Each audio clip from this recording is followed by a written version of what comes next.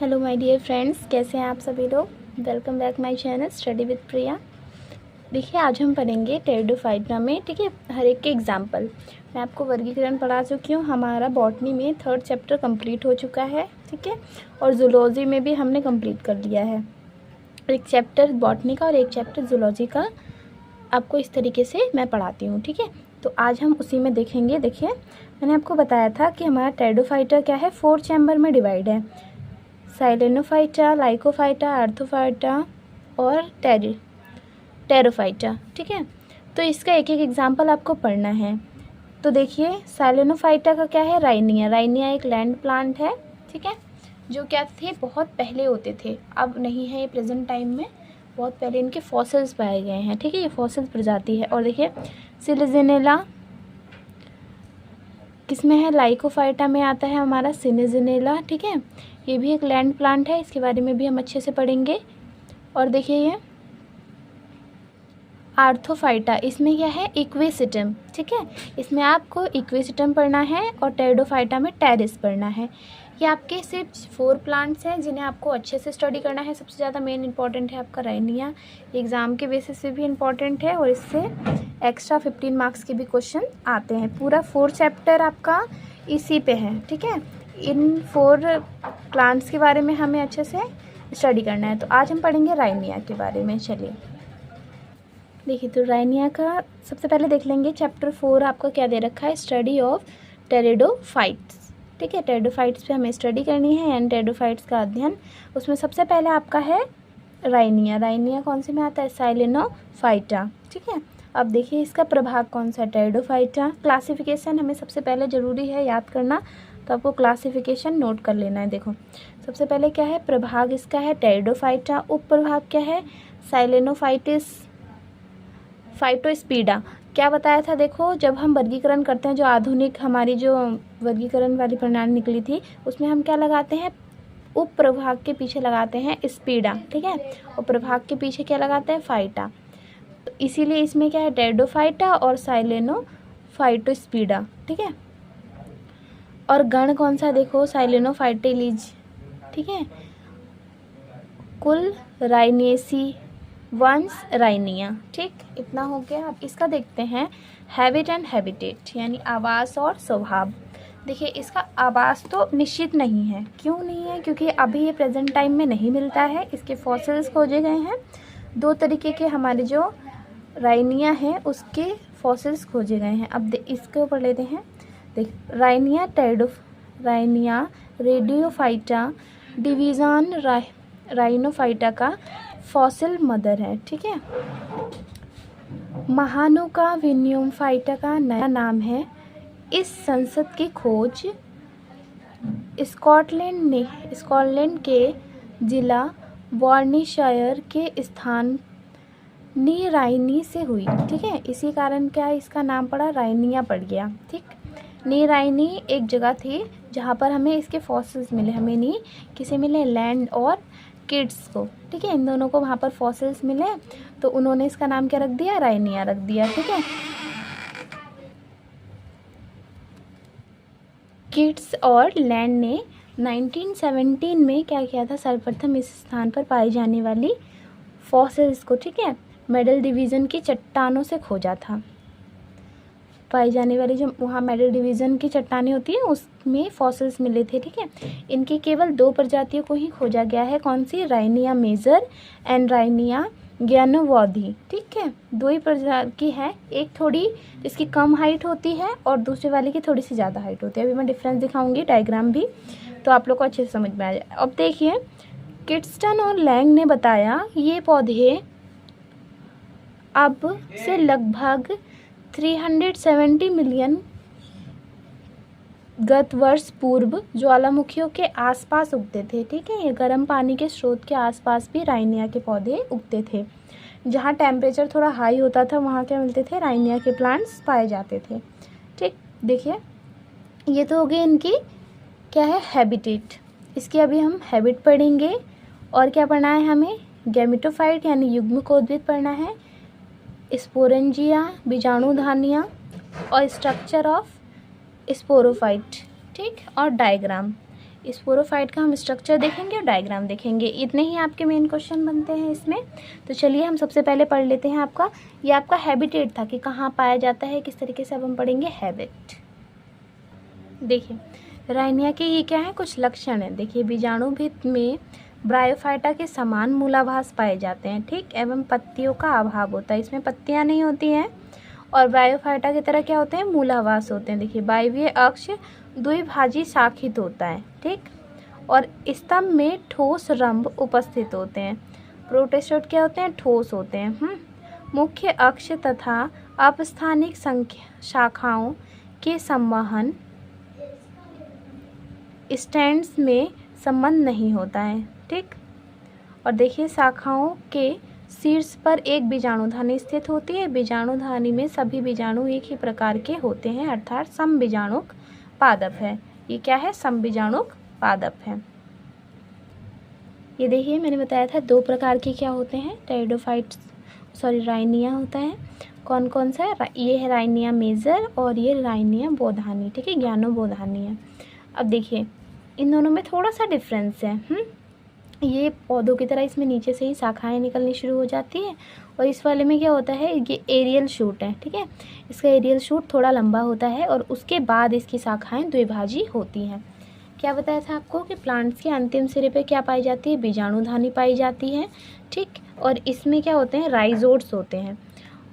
ये देखिए यहाँ पर है ना, राइजोट्स होते हैं, अपस्थानिक जड़ों के समान राइजोट्स होती हैं और ये किससे, ब्रायोफाइटा के समान इसमें मूलाभास पाए जाते हैं। ये है ना, मूलाभास पाए जाते हैं, ठीक। और इस तरीके की इसमें क्या होती है, संरचना होती है किसकी, राइनिया की। और इसके देखिए अंतिम सिरे पर, एक शाखा के अंतिम सिरे पर एक ही क्या मिलता है, हमें बीजाणुधानी मिलती है, ठीक है। और इसमें बहुत सारे बीजाणु उपस्थित होते हैं, समबीजाणुक होते हैं, सारे बीजाणु एक समान होते हैं, समबीजाणुक होते हैं। इनमें पत्तियों का अभाव होता है, ठीक है। ये सारे क्या हो गए, इसके लक्षण हो गए। अब लक्षण पढ़ लिया, अब हम देखेंगे इसका युग्मकोद्भिद। देखिए राइनिया में युग्मकोद्भिद कभी भी नहीं खोजा गया, लेकिन युग्मकोद्भिद के बारे में कई अनुमान प्रस्तुत किए गए, ठीक है। उसका हमें क्या, युग्मकोद्भिद मिला नहीं है, बट ऐसा अंदाज़ा लगाया है कि इस तरीके से हो सकता है। देखो ग्योन एक खोजकर्ता थे जिन्होंने 1975 को राइनी चार्ट बेड्स में राइनिया मेजर के कुछ अंकुरित होते हुए बीज मिले थे, ठीक है। उन्हें क्या मिले थे, अंकुरित होते हुए बीज मिले थे, जिनकी जनन कलिकाओं के सिरों पर कुछ बहुकोशिकीय संरचनाएं थी। यह युग्मकोद्भिद पीढ़ी हो सकती है, ठीक। उन्हें क्या मिले, अंकुरित हुए बीज मिले, किसके, जो राइनिया प्लांट्स था उसके अंकुरित हुए बीज मिले, किसके, राइनिया मेजर के। तो उन्होंने क्या कहा, जो हमारे लियोन थे उन्होंने कहा कि कुछ बहुकोशी की संरचनाएं थी, कहाँ, उनके सिर पर, ठीक है, यानी जनन कलिकाओं के सिरों पर कुछ बहुकोशी की संरचना थी और ये क्या हो सकती है, युग्मकोद्भिद पीढ़ी हो सकती है। उन्होंने ऐसा अनुमान लगाया क्योंकि उन्हें पता नहीं। उसके बाद किन्होंने, पंत ने 1962 में बताया कि उनके मत अनुसार राइनिया में क्या होते हैं, समजात युग्मकोद्भिद था और उसके अनुसार जो राइनिया ग्वैनोबोधी का, ठीक है, ग्वैनोबोधी का जो अक्ष है वो बीजाणुभिद की अपेक्षा युग्मकोद्भिद से अधिक समान है।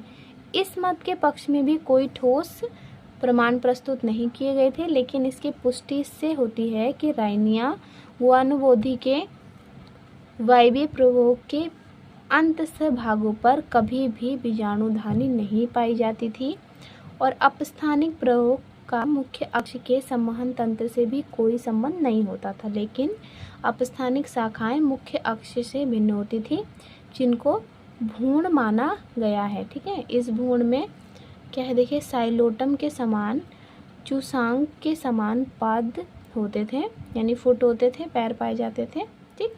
अब देखो इन्होंने क्या बताया, जो ग्वैनोबोधी थी ना, जो दूसरी वाली प्रजाति थी, उन्होंने देखा, आपको मैं दिखा देती हूँ, ये देखिए उन्होंने देखा कि कहाँ पर, सिर्फ इसके ऊपरी जो भाग हैं यहाँ पर लगे हैं स्पोरेंजियम, यानी यहाँ पर तो बीजाणुधानी है, ठीक है, लेकिन यहाँ नहीं है, जबकि इसमें लगभग सबके होते हैं, ठीक है। और ये ऊपर तक गए तो यहाँ नहीं है, यहाँ नहीं है, तो ये क्या है, प्रभा है इसके, अपस्थानिक प्रभा।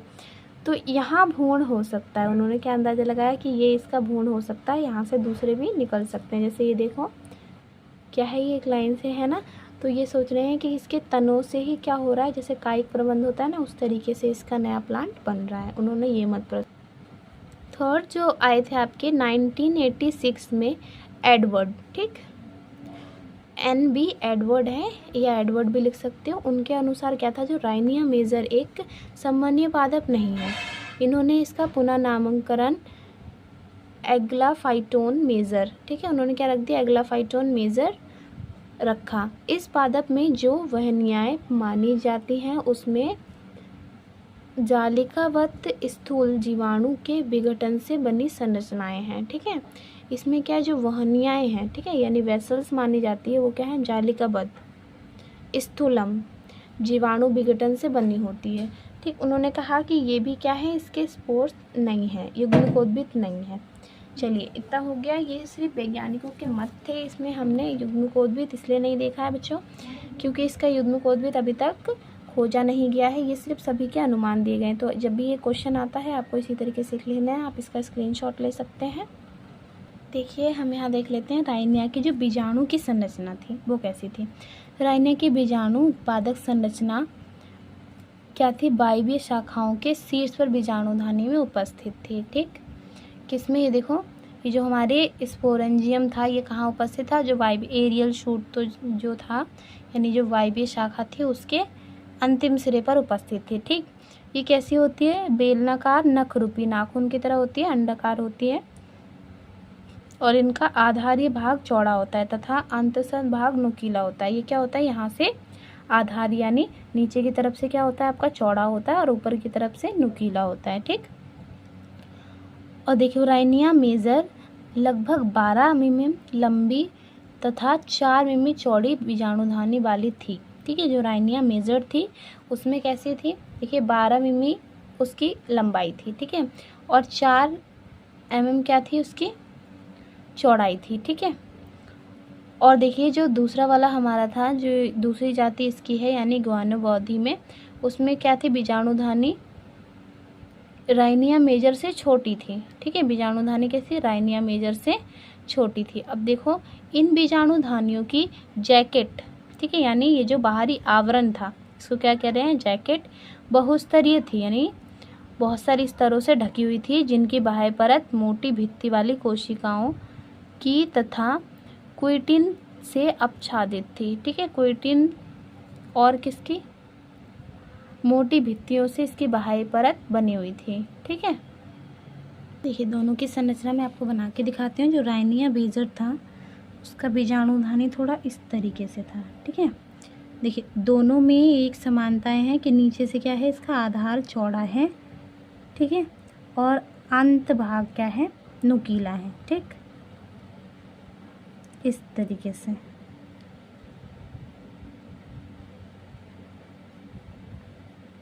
अब ये वाला भाग क्या है, ये देखिए राइनिया मेजर का है और ये ग्वानोबॉडी का, ठीक है। इसमें क्या है, छोटा है, ये कौन सा है, छोटा है, ठीक। इसमें इस तरीके से अंदर बीजाणु भरे होते थे और सारे सम बीजाणु के यानी एक समान होते थे, ठीक। देखिए इस तरीके से क्या होते थे, बीजाणु भरे होते थे। और इसमें भी अब देखिए इनके बीजाणु में थोड़ी सी असमानताएं पाई जाती थी। बीजाणुधानी तो लगभग समान है लेकिन इसके बीजाणु थोड़े अलग थे। देखिए ये जो हमारा मेजर था राइनिया मेजर, इसमें 3 पार्ट्स में इस तरीके से डिवाइड होता था ये,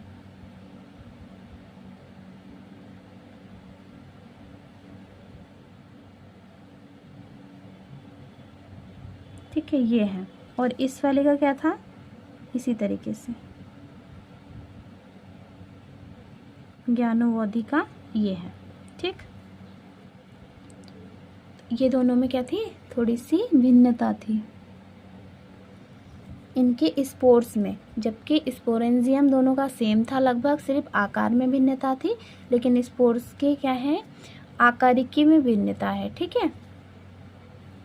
चलिए अब देख लेते हैं थोड़ा सा और इसके बारे में कि ये देखिए इसके जो जैकेट है, ठीक, ये जो आवरण है इसको हम क्या बोल रहे हैं, जैकेट बोल रहे हैं। ये जो आवरण है ये बहुस्तरीय कोशिकाओं की मोटी भित्तियों से ढका हुआ था, दोनों का ही। तो ये किस तरीके से ढका हुआ था, इसकी परतें कौन कौन सी थी वो हम ध्यान से पढ़ेंगे। बहुत छोटा सा क्वेश्चन है, डायग्राम में आप लोग समझ जाएंगे। बाह्य त्वचा के अंदर की जो कोशिका थी वो 2 से 3 परतों की, ठीक। ये देखिए, इसको थोड़ा सा ऐसे ले लेते हैं। ये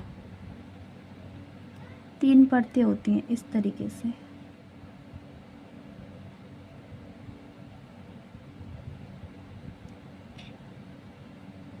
ऐसे करके, ठीक। क्या होती हैं इसकी परतें, होती हैं 3। और यहाँ अंदर ये स्पोर्स हैं जो बिल्कुल इससे लगे रहते हैं, ठीक। 3 परतें हो गई। अब देखो कौन कौन सी है वो 3 परत। सबसे अंदर की परत क्या होती है, गोलाकार पतली भित्ति वाली कोशिकाओं की बनी होती है। देखिए ये हल्की क्या होती है, गोलाकार पतली भित्ति वाली कोशिकाओं की बनी होती है। हल्की गोलाकार में होती है, मैंने थोड़ा इस तरीके से बना दी। ये हल्की इस तरीके से कर्व शेप में होती है, ठीक है। पतली भित्ति वाली होती है जो क्या करती है, टैपिटम की तरह कार्य करती है, यानी पोषण प्रदान करती है, ठीक। इसे क्या कहते हैं, पोषक परत भी कहते हैं। पोषक प्रदान करती है, जैसे टैपिटम आपको पता होगा क्या करती है, पोषण प्रदान करती है, सबसे भीतरी परत। तो वैसे ये भी क्या है, सबसे भीतरी परत है और इसको पोषण प्रदान करती है, ठीक है, बीजाणु को। अब देखिए बीजाणु धानी के अंदर चतुष्क, ठीक, जमजमते तथा समबीजाणुक थे। कैसे थे, चतुष्क। ये बताया ना, इसे क्या कह रहे हैं, चतुष्क कहते हैं, ठीक। ऐसे थे, क्या थे, समबीजाणुक थे। इन बीजाणुओं का व्यास कितना था, 65 माइक्रोन था, ठीक, 65 माइक्रोन था। और ये अर्धसूत्री विभाजन द्वारा बने थे। और इनमें बीजाणु धारण करने वाले जो पौधे थे वो बीजाणुवित पीढ़ी के बीजाणु धानी की भित्ति टूटने से मुक्त हो जाते हैं। ये देखो ये किस तरीके से ये हमारा बना। और जैसे ये मैच्योर हो जाएगी यानी परिपक्व हो जाएगी, फिर ये क्या हो जाता था, थोड़ा सा क्रैक हो जाता था, यानी इस तरीके से खुल जाती थी ऊपर की साइड से। और फिर इसके क्या होते थे, स्पोर्स ही बाहर निकल आते थे, ठीक, मुक्त हो जाते थे। उसके बाद इसमें फर्टिलाइजेशन की प्रोसेस शुरू हो जाती थी, ठीक। आई होप कि आपको समझ में आ गया हो कि इसकी संरचना किस तरीके से बनी। चलिए, कितनी परतें थी, एक बार फिर से रिवाइज कर लेंगे। 3 परतें थी, 2 परतें थी मोटी भित्तियों वाली जो रक्षा का काम करती थी। तीसरी परत थी हमारी पोषक स्तर कहते हैं जिसे, ठीक है, जो किसकी, टैपिटम की तरह कार्य करती थी और इसे पोषण प्रदान करती थी और गोलाकार भित्तियों से बनी हुई थी, ठीक। और हमारे क्या है, जो स्पोर्स होते हैं उसका व्यास कितना है, 65 माइक्रो, ठीक है। देखिए हमने सारा पढ़ लिया है। मैं आपके पास क्वेश्चन का फॉर्मेट लेके आ रही हूँ। तो क्वेश्चन का फॉर्मेट हमारा देखिए, एक क्वेश्चन इस तरीके से भी पूछा जाता है कि राइनिया के स्पोरोफाइट की संरचना तथा नाम के चित्र की सहायता से वर्णन कीजिए। तो मैंने आपको राइनिया का पूरा डिस्क्रिप्शन दे दिया है कि उसमें क्या होता है, एरियल शूट होते हैं, कहाँ हमारे स्पोरेंजियम होता है, स्पोर्स कैसे होते हैं, स्पूटन कैसे होता है, ठीक है। तो वही चीज़ आपको लिख देनी है और ये 2 डायग्राम आपको बना देने हैं। अब देखते हैं इसमें किस तरीके से आंसर आपको लिखना है, ठीक है। ज़रूरी नहीं है कि आप बिल्कुल बुक की लैंग्वेज लिखें, आप चेंज करके अपने अकॉर्डिंग भी लिख सकते हैं। तो देख लेते हैं। राइनिया का पौधा बीजाणुवीय तथा शाखीय पौधों में, ठीक है, शाखीय था और पौधों में बेलनाकार द्विशाखीय द्विस्पर्धी प्रकंद, ठीक था, जिसमें अनेक पर्ण रहित यानी पत्तियां रहित बीजाणु द्विविभाजी शाखी वायवीय शाखाएं उत्पन्न होती थी, ठीक। पहले इन्होंने क्या बताया कि जो हमारा क्या है, पौधा है वो कैसा है, बीजाणुविद, यानी इसके पास क्या होता है, बीजाणु होता है और शाखी है, इसकी बहुत सारी शाखाएं होती है, कैसा हो। और पौधों में क्या होती है, बेलनकार द्विपर्वी प्रकंद। ये देखो ये बेलनकार है ना, द्विपर्वी यानी 2 भागों में पहले विभाजित होता है, ठीक। और उसके बाद क्या होती है, शीर्ष यानी ऊपर की तरफ से ये और भागों में विभाजित होना शुरू कर देता है, ठीक है। और कुछ शाखाएं कायिक थी तथा कुछ शाखाओं में शीर्ष पर नख रूपी बीजाणुधानियाँ लगी थी, कुछ कायिक थी, यानी कुछ में क्या हो रहे हैं, ये देखो कायिक कैसे, यहाँ से यहाँ तक बढ़ा, यहाँ से एक नया निकल गया, ठीक है, यानी दूसरी टहनी कह सकते हो, दूसरी शाखा निकल गई, यहाँ से इतना बड़ा दूसरी शाखा निकल गई, ये क्या हो गई, कायिक हैं, ठीक है। और कुछ में क्या थे, स्पोंजियम थे हमारे, यानी बीजाणुधानियाँ थी, कैसी, नाखून के समान नख रूपी बीजाणुधानियाँ थी। ठीक है, और इसमें क्या है देखिए, कहीं कहीं जड़ों के समूह आधारीय भाग के समूह पर एक कोशिकीय मूलाभास उपस्थित थे जो अवशोषण का कार्य करते थे। देखिए इसमें जड़ एकदम आभासी होती है, ठीक है, यानी राइजोर्स पाए जाते हैं इस तरीके से, और मूलाभास होते हैं, ये अवशोषण का कार्य करते हैं। ठीक, इसकी जड़ ना के बराबर होती है, मूलाभास ही इसको जल और बाकी अन्य खनिज पदार्थों को क्या करते हैं, अवशोषण करते हैं। अब देखिए राइनिया मेजर 50 सेंटीमीटर लंबा था। कितना था, राइनिया जो मेजर है ये पहला वाला, ये कितना था, 50 सेंटीमीटर लंबा और 2 से 3 मिमी व्यास वाला था। और जबकि जो हमारा दूसरा वाला प्लांट है ज्ञानोबोधि, वो कैसा था, 18 से 20 सेंटीमीटर ठीक लंबा था और इसका व्यास कितना था, 1 से 3 मिमी व्यास था। यानी ये वाला पौधा कितना है, चौड़ाई में ज़्यादा है, ये मतलब फैल के इसकी शाखाएं नीचे से ही फैलना शुरू हो जाती है, और ये क्या है, लंबाई में बड़ा है। ठीक, ये 50 सेंटीमीटर का है और जो हमारा ज्ञानोबोधि है उसकी लंबाई कितनी, 18 से 20 सेंटीमीटर होती थी। ठीक, आगे देखते हैं, चलिए आगे देखते हैं। ये देखिए बेटा, यहाँ लिखा भी है कि ये BSc सेकेंड सेमेस्टर की लक्ष्मी है। ठीक है, लक्ष्मी इसमें मैं इसीलिए बता रही हूँ थोड़ा सा समझा के, इसमें बहुत शॉर्ट पैटर्न देके रखा है जिससे आपको इजीली समझ में आ जाएगा, बाकी आप अपनी लैंग्वेज में तो लिख ही सकते हैं। ठीक है, तो चलिए आगे देखते हैं क्या थे। वायवीय शाखाओं पर अर्धगोलाकार कुछ मिमी व्यास की अतिवृद्धियाँ थी तथा अतिरिक्त शाखाएं उपस्थित थीं। देखो जो हमारा राइनिया मेजर है ना, इसमें अर्धगोलाकार, ये देखो आधे गोलाकार की ये जो शाखाएं थी, इसे ही क्या कहा था, भ्रूण कहा था। किसने, पंत ने कहा था। ठीक है, ये देखिए अर्धगोलाकार है ना, ये आधे गोलाकार की क्या थी, इस तरीके से कुछ, ये देखिए इस तरीके का हमें मिला था। ठीक है, जिसे उन्होंने क्या कह दिया कि कुछ मिमी व्यास की आवृत्तियाँ थी तथा अतिरिक्त शाखाएं हैं। ठीक है, एडिशनल जो ब्रांचेस थी उपस्थित थी, और छोटी आवृत्तियाँ को गैमी माना गया जो अलैंगिक जनन में सहायक थी। ठीक है, जो छोटी आवृत्तियाँ थी यानी छोटे छोटे से जो उस पर गोलाकार थी ना, अर्ध गोलाकार, उन्हें क्या कहा गया, जो संरचनाएं थी उन्हें गैमी कहा गया और माना गया कि ये क्या है, अलैंगिक जनन है, जनन के प्रोसेस के लिए क्या होती हैं, सहायता करती हैं। शाखाओं के रंभ के आधार पर जो आवृत्तियाँ लगी थी उन्हें अपस्थानिक शाखाएं कहते हैं। ठीक है, रंभ के आधार से, जो रंभ था रंध्रों के आधार से, यानी यहाँ जो बीच बीच में से उनकी जो शाखाएं थी उसे क्या कहते हैं, ठीक है, अपस्थानिक शाखाएं कहते हैं। इन अपस्थानिक शाखाओं में स्वयं का संवहन तंत्र होता है। ये क्या है, पौधे से अपना नहीं लेती हैं। ठीक है, संवहन तंत्र यानी जल, खनिज, लवण, ये सब अपना अलग से लेते हैं। ठीक, जिसका शाखा के संवहन तंत्र से कोई भी संबंध नहीं होता है, बिल्कुल अलग अलग होते हैं।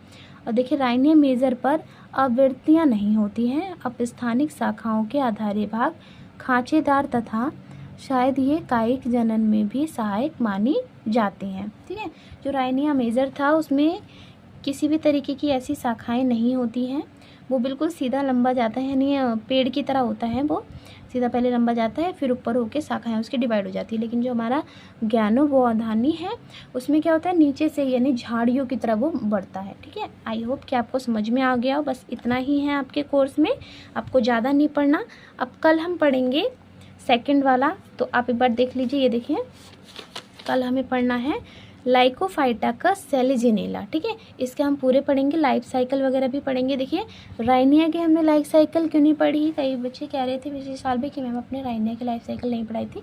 बच्चों राइनिया की लाइफ साइकिल हमें नहीं दी गई है क्योंकि राइनिया एक फॉसिल्स प्लांट है। ठीक है, 370 मिलियन ईयर पहले का है, तो हमें उसके बारे में ज़्यादा नहीं पता है। हमारे जो वैज्ञानिक थे ज़्यादा नहीं ढूंढ पाए, तो जितना भी उन्होंने ढूंढा है उतना ही आपको पढ़ने को मिलेगा। ठीक है, तो उन्होंने क्या ढूंढा है अभी तक, हमारा सिर्फ प्लांट ढूंढ सके हैं वो, तो जो मैं आपको पूरा पढ़ा चुकी हूँ उसके स्पोर्स ढूंढे, स्पोर्स की संरचना बता दी, तो आपको इतना ही पढ़ना है। तो कल हम पढ़ेंगे क्या, सेलिजिनेला, उसकी हम सारी प्रोसेस पढ़ेंगे। Thank you for watching my video, और चैनल को भी सब्सक्राइब कीजिए बच्चों, और लाइक भी कीजिए, तभी आपका बेनिफिट होगा और मैं वीडियो कंटिन्यू बना पाऊँगी।